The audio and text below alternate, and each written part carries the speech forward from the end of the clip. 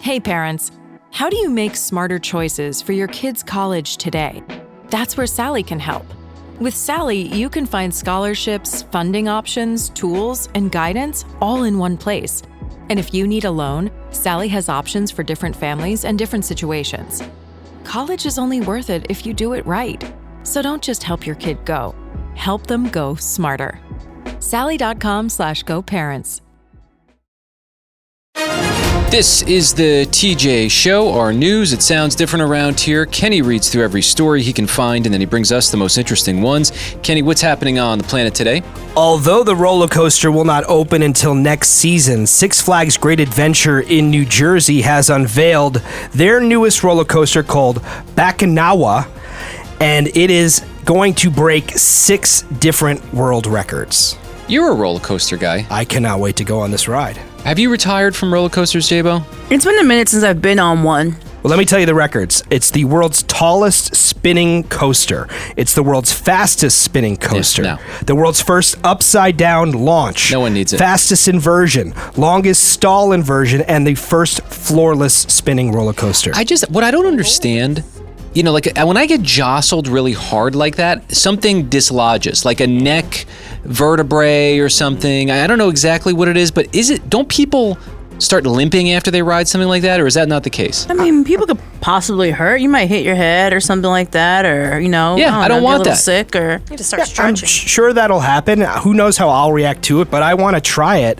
They say it has 3 separate launches and a free spinning floorless train. This is the first of its kind, meaning that every time you ride this ride, it's going to be a different experience. It's 382 feet tall, and it reaches speeds up to 100 miles per hour. We have this audio, and this was, a couple years ago? Yeah. Kenny rode one of these rides, and he recorded himself on his watch.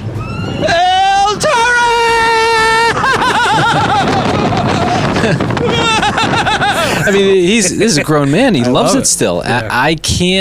I've never been on one. I'll just put it out there. Roller coaster ever? Ever. A wooden roller coaster, but it was like a kid's ride. Okay. yeah, I remember that, and you complained about it. Yeah, that was... You said it was And you were so tricked, fast. right? And your daughter tricked you into Yeah. it. A child. Oh, wait, so I guess technically... tricked you into taking the roller coaster ride. Technically, it's been 2. That was the mouse one, and it did not look like an adult roller coaster. And you're like, it went everywhere, side to side, and Yep. it hurt so bad, and it was so fast. Yeah, it was ridiculous. Nobody needed that. Come on now. I have, pacifier. I have a right in this world. Everyone has a right to feel how they want to feel. Sure, we have a right to Yeah. feel Valid, TJ. Right? My feelings are valid, from what I understand. Unless they're dumb. Everyone's feelings are valid. Unless they're not. Well, these are pretty valid ones. Okay, Kenny, what else do you have? So, TJ, I know you spent a lot of time in New England. Have you ever been to the New Bedford Whaling Museum in New Bedford, Mass? No. New Bedford, Mass. is considered the center of America's whaling history, and it's a pretty cool museum. Back in 2020, they got a Google review, a 1-star review, claiming it was the worst aquarium ever. But here's the thing, it's not an aquarium, it's a museum. Well, yeah, I guess, but technically it would be the worst aquarium ever. I guess. And 2020 was a hard time. Everybody was upset. Yeah, so in the past year, the museum has now offered shirts in their gift shop featuring that 1-star review, and they cannot keep these shirts on the shelves. People funny. love the worst aquarium ever. That's some good New England sarcasm right there. Yeah, That's great. Kenny, what else do you have? Some new advice from the American Heart Association noting that drinking up to 5 cups of coffee daily is safe for most adults, and it's linked to lower risks of type 2 diabetes, stroke, and heart failure. Hey, I'm not quite at 5 cups a day, but I'll get there if you want me to. No, please. Come on now. No, I don't think you need it. I love it. You big cups, though. Yeah, well, I do, what do I do? 24 ounces, so that's 8, 16. Oh, I guess I'm rocking like 3, right? That's a lot. Yeah, so it appears this is totally safe, and it maybe will be good for you as well. All right. Well, the pendulum has swung to the coffee lovers once again. Yes, it did. Kenny, what else do you have? Parents.com reporting on this emerging trend involving kids' birthday parties. Apparently, parents are asking on the invitation for tips to help offset party costs from their guests' parents. Wow. I know that things are expensive. I totally understand that.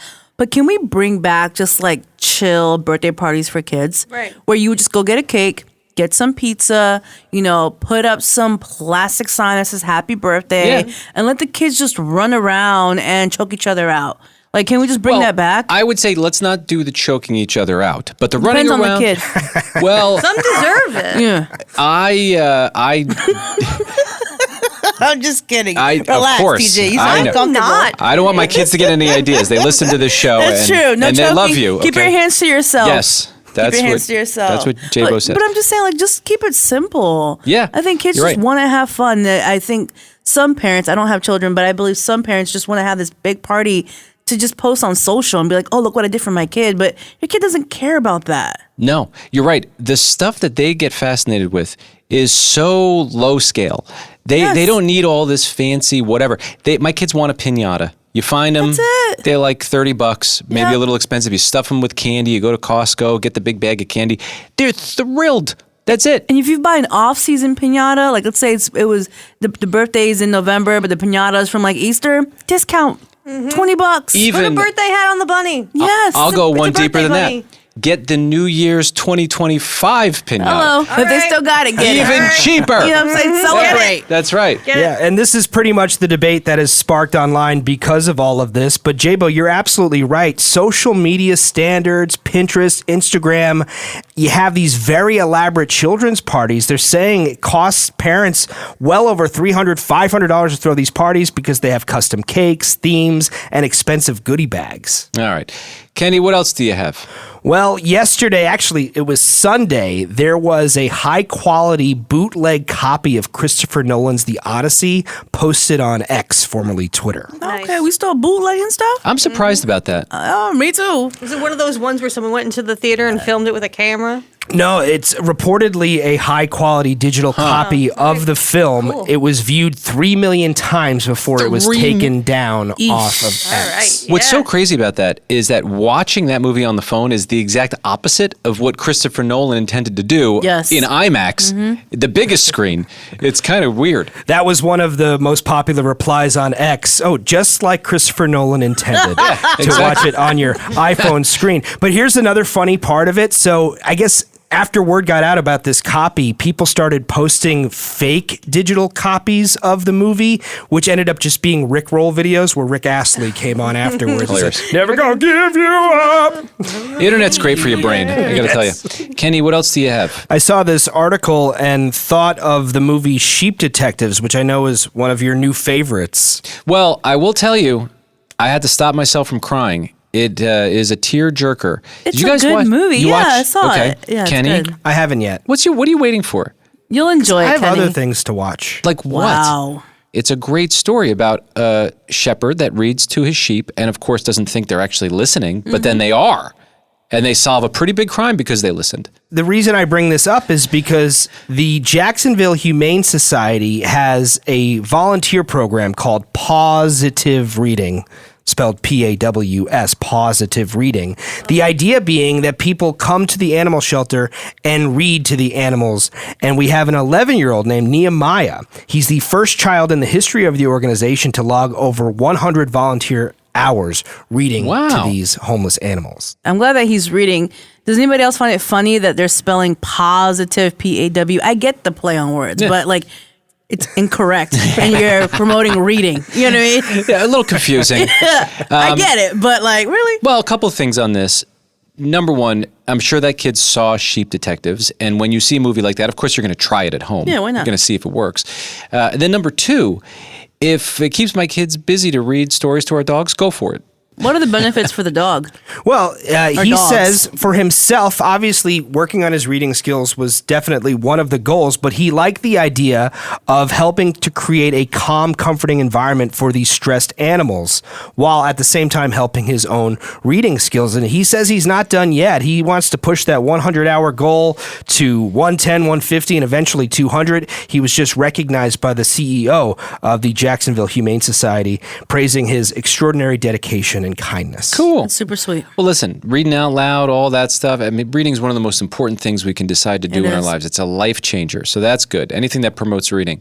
Kenny, what else do you have? If you ask young people what they want to be when they grow up, I'm sure many would say, I want to be an influencer. I want to be a content creator or YouTuber. Exactly. Well, now you can go to school and study that. Arizona State University is introducing a Bachelor of Arts degree in content creation. I don't know about that one. We're never going to have doctors ever again. Well, I think actually That's what ChatGPT is for. I think less kids are actually saying that now because you realize it's very hard to make it. Very few people make a ton of money doing it. Yeah. And, I think, do you need a class? Like, my goodness. You need to go to college to be a doctor. I don't think you need to go to college to figure out how to create content. That's living and breathing content, learning the art, the craft of making content.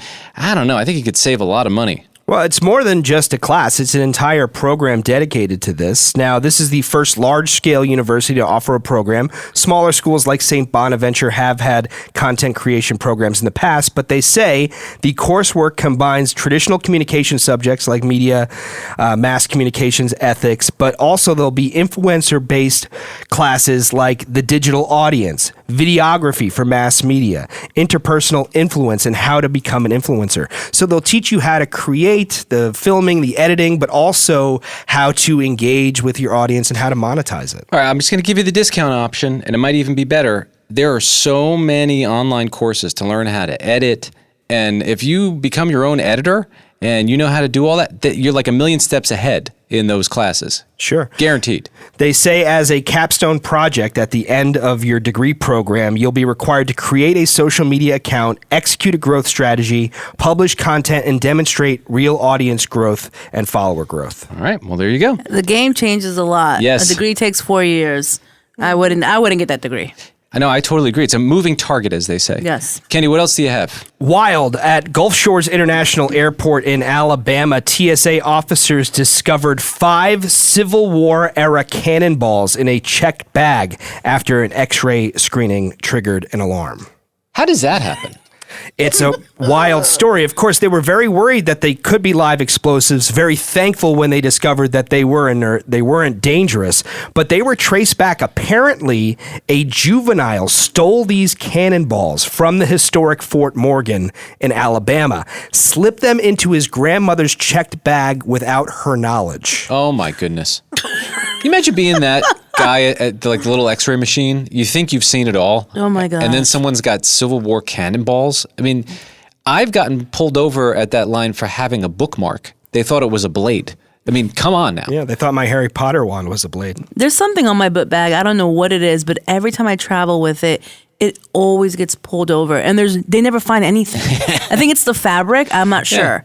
Yeah, but if I was that person who saw the Civil War balls, I'd be like, that's it. I quit. I'm done. Yo, Joe, I'm done. Look at this. Come here. So they were able to track everything down. The Civil War cannonballs were returned to the fort, and the fort decided not to press charges against the child or the grandmother, for that matter, since everything was made right in the end. Oh, all right. Kenny, what else do you have? The owners of MySpace are preparing for a relaunch of that social media network. All right, mi espacio. Well, you'd think, oh, how is that going to work out for them? But maybe this is the perfect time. Whatever has happened since MySpace has pretty much come close to ruining the world. So I wonder if maybe MySpace had it figured out. It was fun back when MySpace was a thing. Didn't we all have a good time on social media? Yeah, you would do low-key coding. Yeah, you know what I'm saying? The top 8, That's right. It'd be exciting to pick your top 8 friends. You'd be happy to see your friends online. Everyone was interacting nicely. Yeah. Maybe getting back to that would be perfect. And that's where the owners see an opportunity. They see that all of social media now is algorithmic based. So you're getting these social media companies pushing content towards you, whether you want that content or not.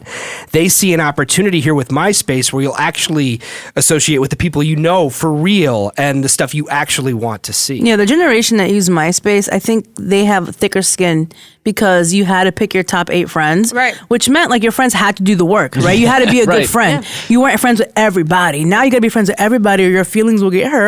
Well, And everyone sees it too. The top 8, you saw it. Oh, yeah. when your aunt starts going off on politics, she ain't in the top 8. No, she's not. Kenny, thanks for keeping us somewhat informed. That's what's happening.